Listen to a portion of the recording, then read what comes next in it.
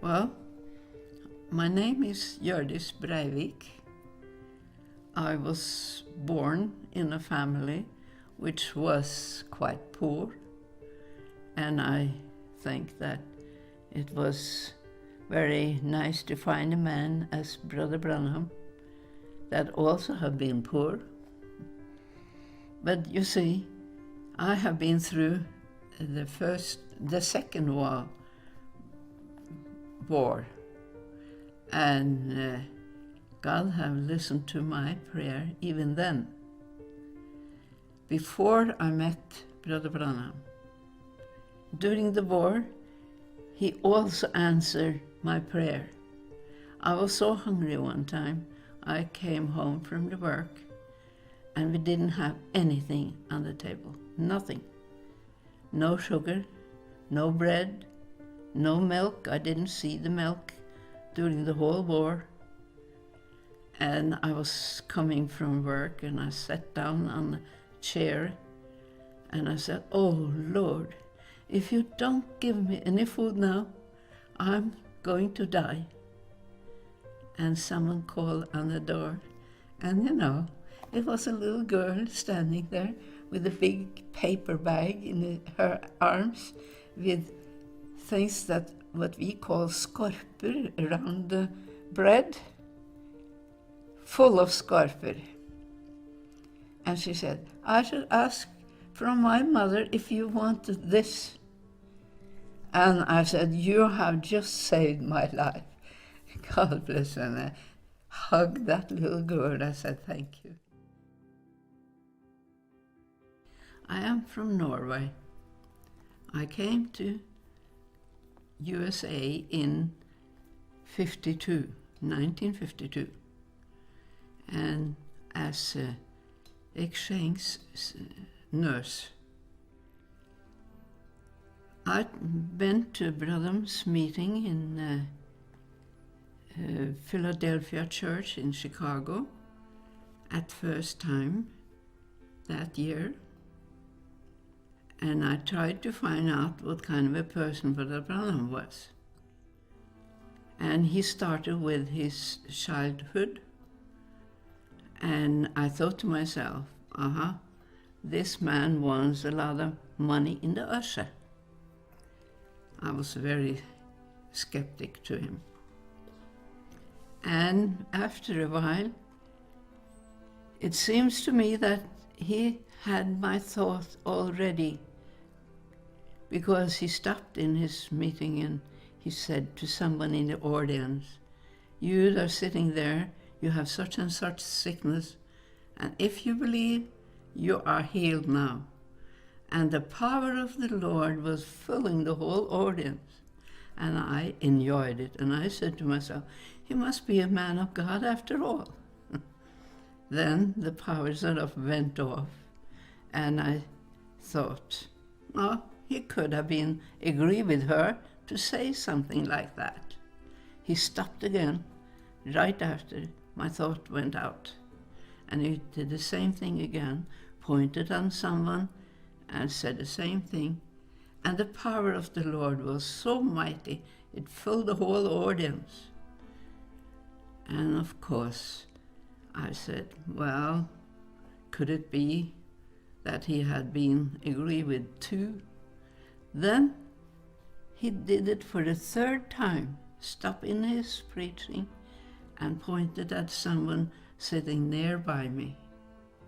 And he said to that woman, "You are living with your son and daughter-in-law.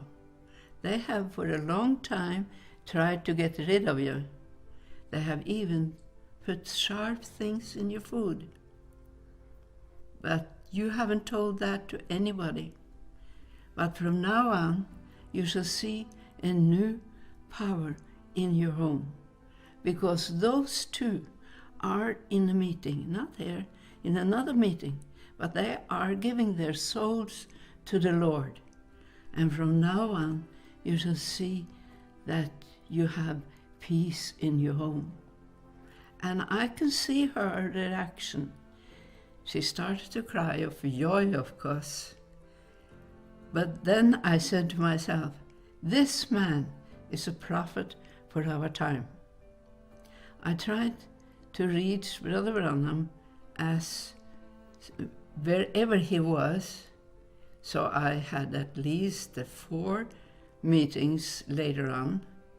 One of them was when he was stepping backwards from the pulpit, and a voice said, "This is not Branham that is speaking, that is I, the Lord. I am only using his voice cord."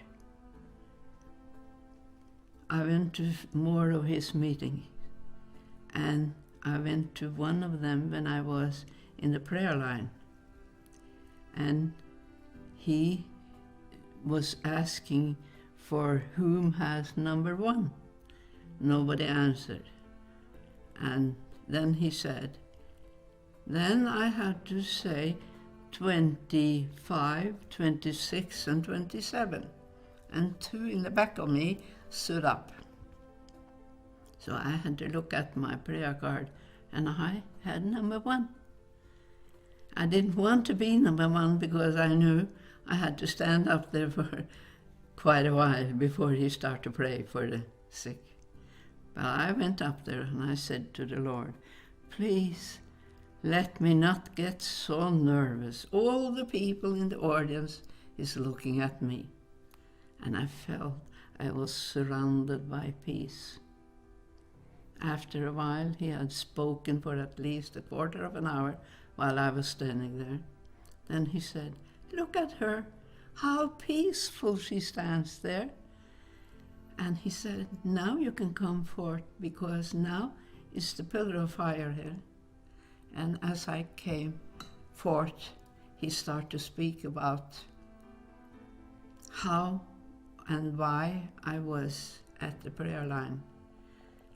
And I hadn't told him anything in the head of the time. And he started and saying, you have been operated for a tumor. But it wasn't a tumor, he said. It is your kidney that was laying there. And they could not remove that one. So this operation was no good for you. And he said, you are surprised, but I can see you are laying on the operating table, and he pointed over on my left shoulder. And he said, you are going to be well. He didn't say you are going to. And it took a while, but I got well. But then he told me, since I was the first one, I should walk down this way and you others do the same, he said, after being with me. So when I got down on the main part of the floor, he looked after me and said, this is art. The pillar of fire is following you, sister. And that was because I had said it was so wonderful to stand there, because I enjoyed it. It was like being in heaven. The atmosphere around Brother Branham was divine. And then he said, is that your husband? He was carrying our son on his arm and come forth. I said, yes. He said, whatever is going to happen, you shall know the Lord is with you. And the Lord has been with me ever since.